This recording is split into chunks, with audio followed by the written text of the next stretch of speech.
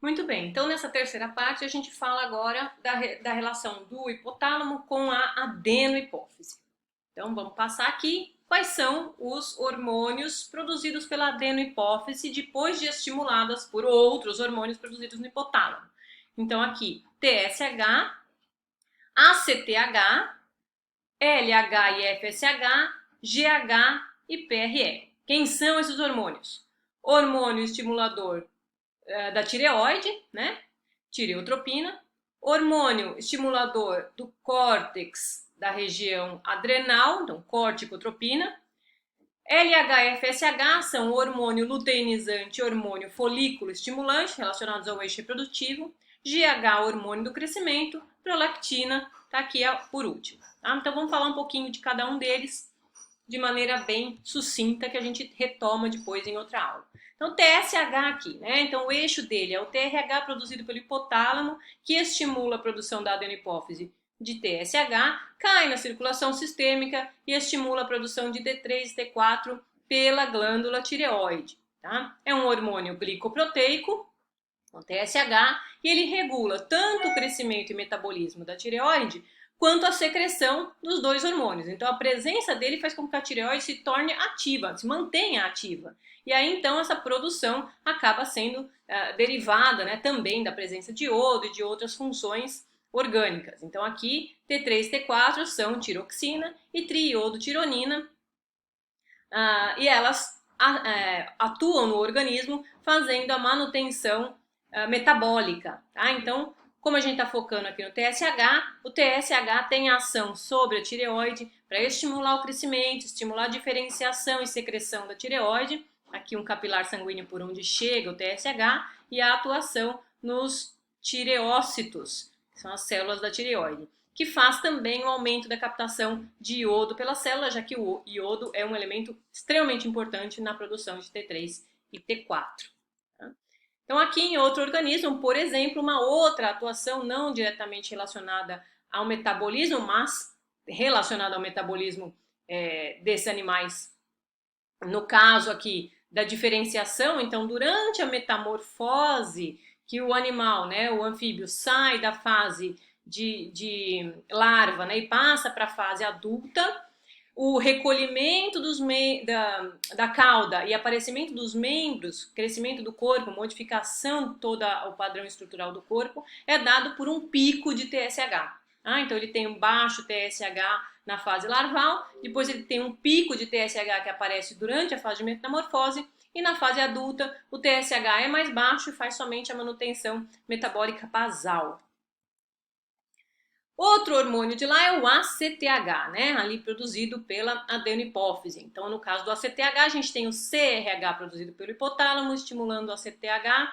ACTH estimula o córtex adrenal a produzir cortisol, corticoides, não só cortisol, outros também, mas aqui a gente foca no cortisol. Então, é um hormônio, o ACTH é um hormônio polipeptídico, ele regula tanto o crescimento e secreção pelo córtex suprarrenal, quanto a própria produção nessa região do corticoide, já que os corticoides são lipídicos, né? Então tem que ter uma produção relacionada com a sua liberação. Tá?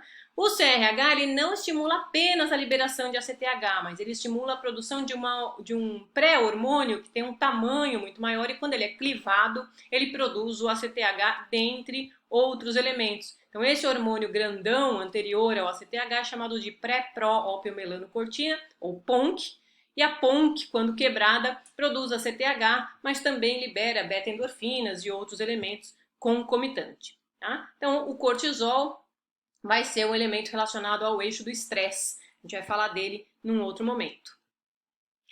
LH e FSH, hormônio luteinizante e hormônio folículo estimulante, estão relacionados ao eixo reprodutivo dos organismos. Né? Então, quem estimula a produção desses dois aqui é o GNRH do hipotálamo.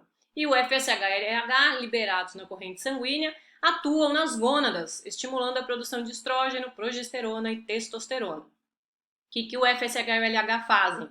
Eles estimulam o crescimento folicular e da espermatogênese, eles estimulam a ovulação, a secreção desses hormônios sexuais aqui, e a maturação durante a puberdade. Então, é durante a fase de puberdade, quando começa a fase reprodutiva do indivíduo, que começam os picos de FSH e LH no organismo, tá? Então, aqui, esses dois hormônios a gente vê depois numa aula só de eixo reprodutivo, que tem variações ao longo do ciclo e vai depender se o organismo tem ciclo menstrual, tem ciclo estral ou se o ciclo é de acordo com sazonalidade, como nos peixes, por exemplo.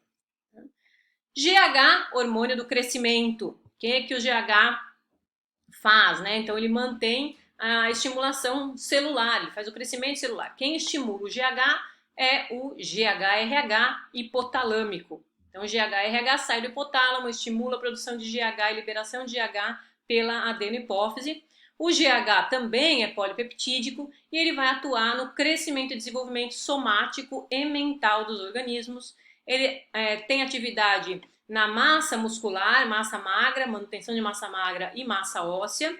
E ele age também sobre o metabolismo de gordura, carboidrato e proteínas. Então, a dieta acaba interferindo muito na secreção de GH, porque se você não tem substrato proteico para fazer uso, o indivíduo passa a produzir uma quantidade menor de GH e aí, então, ele tem um efeito direto no metabolismo geral do organismo, no crescimento geral do organismo, tá? Então, a gente vê aqui a relação do GH com o crescimento. Então, aqui o GH, ele atua principalmente no tecido adiposo, tá? Fazendo uma menor captação de glicose nesse tecido e maior quebra, né? Então maior quebra de gordura para transformar em substrato, para ser usado.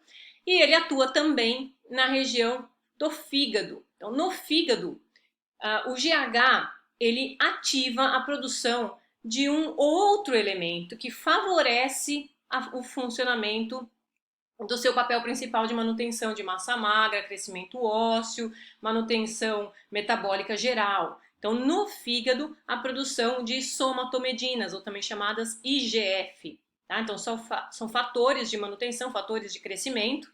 Essas somatomedinas, produzidas pelo fígado por ação do GH, é que atuam nos músculos, todos os outros tecidos do corpo, nos ossos, né? Então, mantém a manutenção, faz a manutenção desse tecido. Então, é o GH via somatomedinas.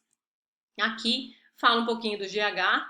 Então, o GH, quando ele tem uma deficiência na sua produção pela adenohipófise, né, na fase ainda de criança, infantil, o indivíduo acaba mostrando baixa estatura, ele fica menorzinho, né, não é nanismo, é uma falta de GH que faz o indivíduo não crescer.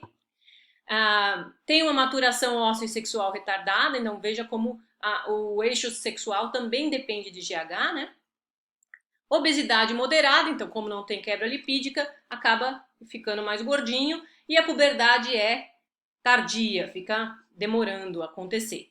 E aí, então, isso tem que ser identificado, o indivíduo pode receber doses de GH, então ele recebe GH aplicado nele e ele vai desenvolver normalmente.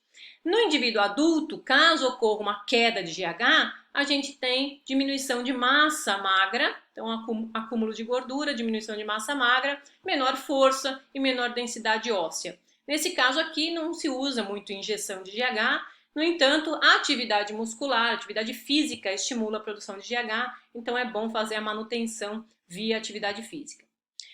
Já o excesso de GH, ele dá uma outra condição, né? Uma condição de gigantismo, o indivíduo cresce demais, todos os órgãos ficam aumentados e acaba tendo prejuízo também. Então é o que a gente chama de acromegalia, aquele adenoma hipofisário, que é um tipo de um câncer, né? Que gera uma produção excessiva de GH.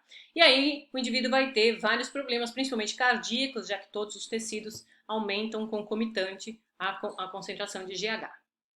A prolactina, por fim, é um hormônio proteico, né, estimulado pelo PRF e provoca a produção de leite. Essa é a principal função dela, embora não única. Então, a prolactina também está envolvida aqui ao controle osmótico. Não só os mamíferos produzem prolactina, todos os vertebrados produzem, está relacionado ao controle osmótico. A prolactina em mamíferos está relacionada ao desenvolvimento de mamas e produção de leite, né? Então, a gente tem aqui picos durante a fase reprodutiva, durante a fase de gravidez e amamentação, mas durante toda a vida do indivíduo ele produz prolactina, que tem outros papéis no organismo. Especificamente na função da produção de leite, a própria sucção do leite é que estimula via agora sistema anterolateral ascendente, então um sistema sensorial também, mas uma outra via, que chega nos núcleos hipotalâmicos, produção aqui do PRF, e aí então a produção de leite acontece depois da liberação de prolactina via adeno-hipófise. Então ela vai atuar nas células mamárias, né? Então tem receptor nessas células mamárias, e dentro da célula mamária a produção aqui do leite. Então o leite vai ficar armazenado nessas células e vai ser expulso depois por causa da ocitocina que a gente viu anteriormente. Como eu falei que tem outras funções também, eu quis trazer essa relação aqui com alguns peixes, que é bastante interessante porque envolve outros hormônios também.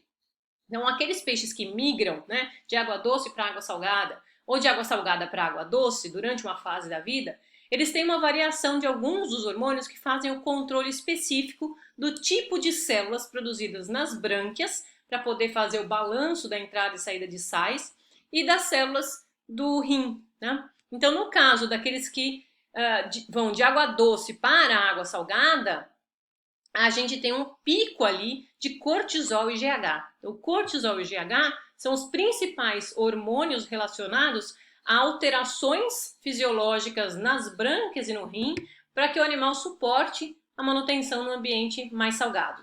Ao contrário, se ele sai do salgado e vai para o doce, ele precisa fazer alterações nas brânquias, agora alterações muito mais efetivas até, que promovem o break, né, para ele não perder todo o sal do corpo dele. E quem vai fazer esse papel é a prolactina. Então ele vai ter uma diminuição de cortisol e GH e aumento de prolactina, que faz essas alterações celulares. Nesse quadrinho aqui eu tenho um resumo geral de tudo isso, né? Então todos os hormônios aqui hipotalâmicos, os hipofisários ou pituitários, e aí as glândulas que a gente foi falando ao longo desses 3 vídeos, né? Então o sistema endócrino está envolvido em diversas funções orgânicas, de metabolismo até a amamentação. Ele se envolve em toda a função relacionada à manutenção do estado do corpo, né? O eixo hipotálamo-hipofisário ele é extremamente importante e dominante de todas as respostas hormonais, embora algumas outras vias glandulares usem diretamente uma relação interna, como por exemplo do pâncreas, né? Não usa o sistema neurohipofisário, mas o eixo hipotálamo-hipofisário ele faz o controle geral do organismo e ele é extremamente importante para o funcionamento dos outros hormônios do nosso corpo.